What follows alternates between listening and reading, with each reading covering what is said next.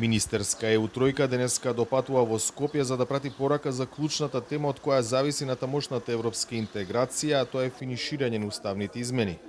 Првите луѓе на австриската, чешката и словачката дипломатија, настапувајќи и во име на високиот представник за надворешна и безбедносна политика Жозеп Борел, дојдоа во земјава за на серија средби и со власти и со опозицијата да го деблокираат политичкиот ќорсокак за промена на уставот, прашање за кое засега двата табора не наоѓаат компромис. Моментот е сега, нема време за губење, беше јасната изјава на австрискиот министер Шаленберг. Доаѓаме со едноставна и силна порака, а тоа порака на охрабрување, нема време за губење. Би сакале да продолжите со неопходните уставни измени за да продолжите со преговорите за членство. Да се одложи усвојување на амандманите значи да се одложи пристапувањето. Би било штета, откако истрчавте еден тежок маратон, да се сопнете сега на последната пречка. Ако постоечкиот ќорсокак продолжи, Северна Македонија ризикува да ја испушти наредната шанса и дури на подолг период да биде исфрлена од ЕУ патот.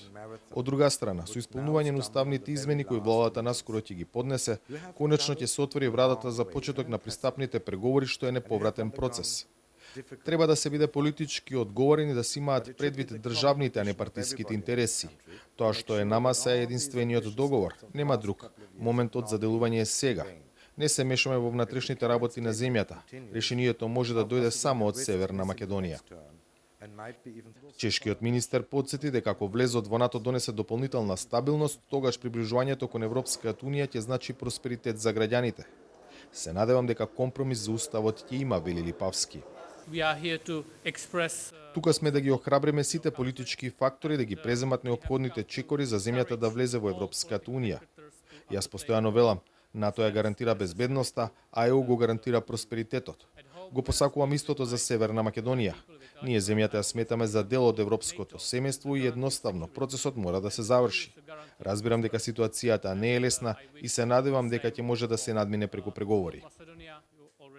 Очекувањата на министрите се дека договор за уставните измени и покрај фактот дека е тешко прашање сепак ќе се оствари и дека Северна Македонија ќе се врати на позицијата лидер во регионот во евроинтеграциите.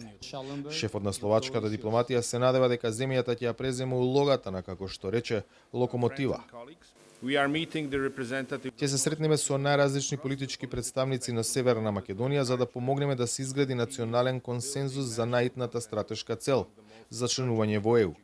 Целата Унија препознава дека Северна Македонија е подготвена успешно да ги заврши пристапните преговори.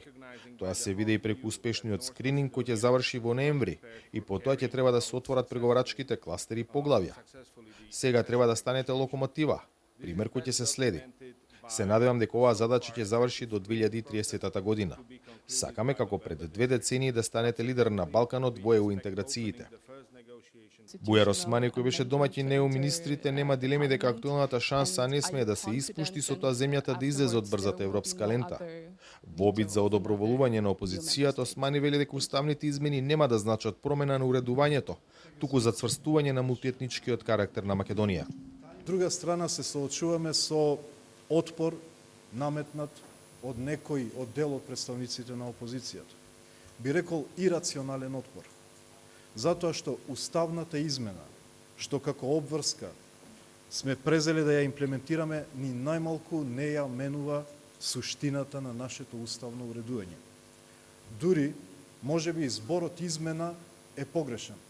Може би треба зборот дополнување да се користи, бидејќи уставното уредување не се менува, туку само се дополнуваат уште неколку заедници со што се допрецизира и онака мултиетничката структура на нашата држава. Владата најави дека во наредните денови предлог измените на уставот ќе поминат на седници и дека набрзо ќе се најдат пред пратениците, не подоцна од крајот на месецот. Ставот на мнозинството, кое не ги има бројките за заокружување на процесот во парламентот, е дека изборот е дали земјата да продолжи кон Европската унија или да остане блокирана. За Гласот на Америка, од Скопје, Владимир Мирчевски.